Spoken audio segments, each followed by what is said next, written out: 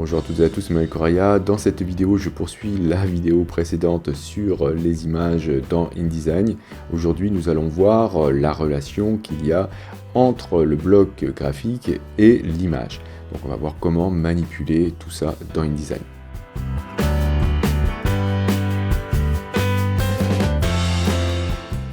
Voyons voir maintenant la relation qu'il y a entre les blocs graphiques et leurs contenants lorsqu'il s'agit d'images. Je vais supprimer ce bloc et on va se concentrer sur celui-ci. Notez mon curseur, donc là j'ai la flèche noire. Lorsque je vais survoler un bloc, j'ai un petit carré noir qui s'affiche à côté de ma flèche. Cela signifie que si je fais un clic, je vais pouvoir déplacer ce bloc où je le souhaite. Notez aussi que vous aurez au centre une espèce de cible. Alors c'est peut-être pas très visible avec cette image, je vais aller en choisir une autre. Je vais la remplacer par celle-ci peut-être. Ok, vous voyez, on a une cible ici. Cette cible, il faudra faire très attention à ne pas cliquer dessus d'une manière involontaire, car lorsque vous le faites, vous voyez, vous avez une petite main qui s'affiche. Donc je vais cliquer ici, tac.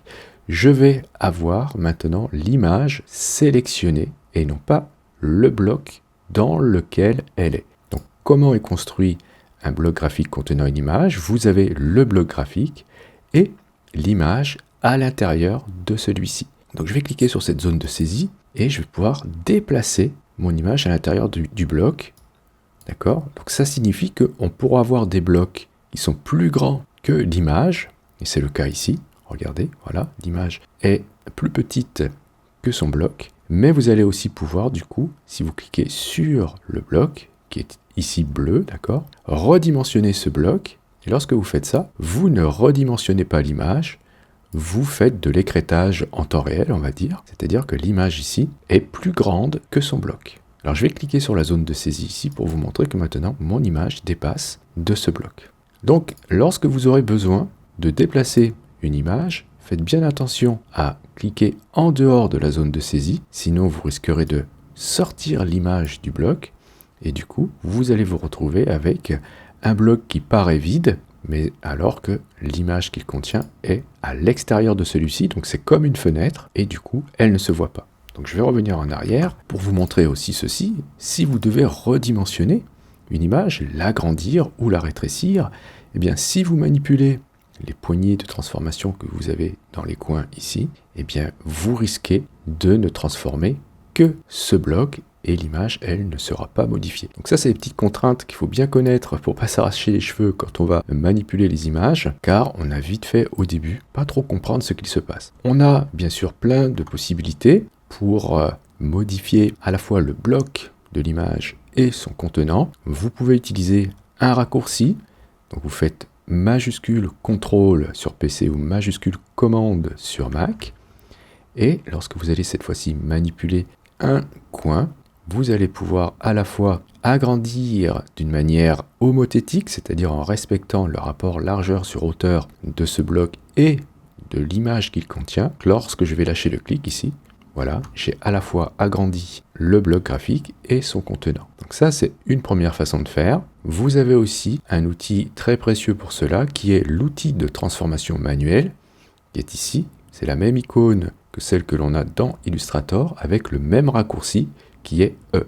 Dans ce cas, je vais vous montrer, donc je vais appuyer sur E, je vais pouvoir transformer à la fois le bloc et l'image qu'il contient. Mais attention, ne faites pas ce genre de choses comme je viens de faire, sinon vous allez déformer votre image. Il faut impérativement appuyer sur majuscule lorsque vous faites des transformations afin de garder le rapport largeur sur hauteur d'origine de l'image, et dans ce cas, vous ne la déformez pas. Si la zone de saisie ici vous gêne, vous pouvez la cacher en allant dans le menu affichage, extra, et ici vous allez pouvoir masquer la saisie du contenu. Dans ce cas, vous ne risquez pas, lorsque vous allez faire un clic et glisser pour déplacer votre bloc, de déplacer l'image et pas le bloc. Du coup, comment faire pour déplacer l'image si on en a besoin? Eh bien, vous ferez dans ce cas un double clic et vous aurez accès maintenant à l'image que vous pourrez déplacer dans son bloc. Si vous appuyez sur échappe, vous allez retourner au niveau de la sélection du bloc. Alors ici, nous sommes en présence d'un bloc graphique, donc nous les avions vus précédemment, c'est-à-dire qu'ici, si je clique sur le carré jaune, je vais me retrouver avec ces fameux losanges jaunes, que je vais pouvoir manipuler pour faire des arrondis. Ok, vous voyez que là l'image, vu qu'elle est plus grande que le bloc, eh bien elle est écrêtée en temps réel. Avec l'outil de sélection directe, raccourci A, donc la flèche blanche ici, si vous cliquez une fois dans un bloc graphique contenant une image, vous allez sélectionner directement l'image et pas le bloc. Donc là, vous allez pouvoir aussi déplacer celle-ci à l'intérieur du bloc. Si vous faites un double clic, vous allez avoir accès aux composants de ce bloc graphique. Par exemple ici, je vais cliquer sur un point d'ancrage et je vais pouvoir déplacer ce point d'ancrage afin de déformer ce bloc. Et vous voyez que l'image ici, vu qu'elle est plus grande, encore une fois, elle reste toujours visible, mais dans les limites de ce bloc graphique. Ok, alors ce que je vais faire maintenant, c'est que je vais sélectionner et supprimer ce bloc. Je vais vous montrer que vous pouvez utiliser l'outil rectangle de base et il va fonctionner exactement comme l'outil bloc graphique. À l'intérieur de celui-ci, je pourrais aussi glisser des images sans problème. Donc c'est ce que je vais faire. Je vais aller chercher une image, par exemple celle-ci. Je vais cliquer à l'intérieur de ce bloc et vous voyez que je peux aussi remplir ce type de bloc graphique avec des images. Alors par contre, l'image ici arrive beaucoup trop grande. Comment faire pour adapter l'image à son bloc? Eh bien, vous avez ici des options d'ajustement de bloc. Vous en avez plusieurs. Et celui qui nous intéressera, c'est le premier ici, qui nous permet de remplir le bloc proportionnellement. Voilà. Si vous cliquez sur l'autre icône ici, ajuster le contenu proportionnellement, dans ce cas, le contenu va s'afficher dans sa globalité, mais, voyez, vous risquez d'avoir des espaces vides à l'intérieur de votre bloc. Notez bien la différence entre les deux options. Voilà. Là, l'image n'est pas affichée dans sa globalité, mais il n'y a pas de vide et l'image est proportionnelle, il n'y a pas eu de déformation. Si je clique ici, il n'y a pas de déformation, l'image est affichée en entier dans son bloc, mais si le bloc n'a pas le même rapport largeur sur hauteur que votre image, vous risquez d'avoir des zones vides autour. Attention aux autres options ici qui permettent d'ajuster le contenu au bloc et cette option est à prendre avec des pincettes car si justement votre image n'a pas le même rapport largeur sur hauteur que le bloc, vous risquez de faire des déformations. En revanche, celui-ci va permettre d'ajuster le bloc au contenu si vous avez décidé d'afficher l'image dans sa globalité mais que votre bloc n'a pas le même rapport que l'image, vous allez pouvoir utiliser cette option afin de faire un ajustement du bloc à l'image. Quant à celui-ci, il vous permettra de centrer le contenu dans le bloc. Si vous avez perdu votre image, par exemple, hop, vous ne savez plus où elle est, parce que vous avez la zone de saisie, vous avez déplacé votre image malencontreusement, vous avez désélectionné, vous ne savez plus où c'est, eh bien vous pouvez sélectionner le bloc